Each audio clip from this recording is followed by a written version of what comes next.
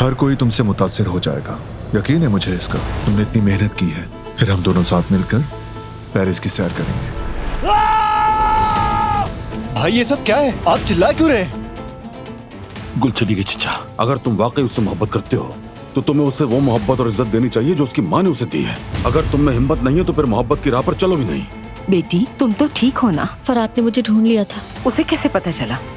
तुम्हारी बेटी का इस वक्त वहाँ रहना ही हम सब के हक में बेहतर होगा। अगर उसका जहन भटक गया और वो हद से आगे बढ़ गई, सबके लिए बहुत बुरा होगा।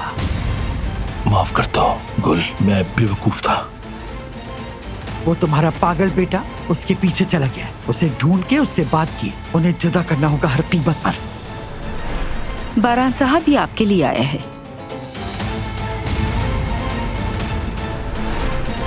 अंदर जाओ तुम।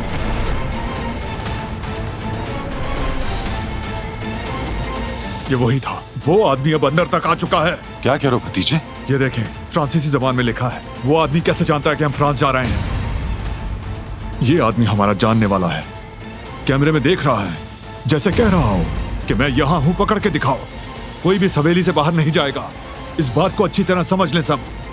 फ्रांस जाना हो या शादी पर, सब खत्म। मैं उस सेमिनार में जाना चाहती हूँ। उस सेमिनार में कोई नहीं जाएगा दिलान।